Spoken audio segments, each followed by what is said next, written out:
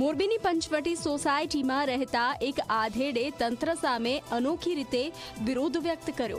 ઘરે પૂરતા પ્રમાણમાં પીવાનું પાણી ન હોવાથી પાણીના ટાંકામાં બેસીને ધરણા શરૂ કર્યા।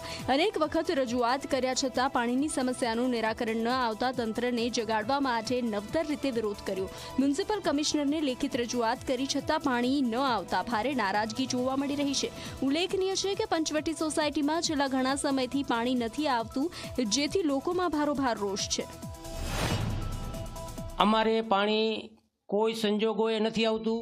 13 દિવસથી તો ઠામુકું એક ટીપું નથી પડેલું। વારંવાર કમિશનર સાહેબને રજૂઆત કરી, કલેક્ટર સાહેબને રજૂઆત કરી, આ લોકો કંઈ ધ્યાન દેતા જ નથી। નિષ્ઠુર એટલી હદે છે કે કોઈ આ તમે જોઈ શકો છો એની નિષ્ઠુરતાનું પ્રમાણ, કે કોઈ નિષ્ઠુરતાની કોઈ હદ જ નથી એમ કહેવું હોય તો કહી શકાય।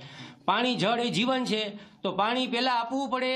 તો આવા પાણી માટે કમિશનર સાહેબ શું કરી રહ્યા છે? મેં આટલી અરજી કરી તો એ કાંઈ ધ્યાન જ નથી દેતા। તમે હવે શું કરશો? ક્યાં લગીને? હવે હું આ જ્યાં લગી પાણી નહીં આવે ત્યાં લગી હું અહીંયા જળ વગરનો ત્યાગ કરીશ। પહેલા પાણીની સુવિધા પ્રાપ્ત થાય, કારણ કે આ પ્રશ્ન અમારો છેલ્લા 10 વર્ષથી થયો છે। જો હવે અમારે પાણી નહીં આવે, અમે તો બધા સહપરિવાર સહિત નગરપાલિકા જઈને બેસું। આ ભાઈ તો અત્યારે અનશન ઉપર ઉતર્યા છે અને પાણીના ટાંકામાં બેઠા છે, પણ હવે આ બધી લેડીઝનો પ્રશ્ન છે કે પાણી અમને આપવું જ જોઈએ।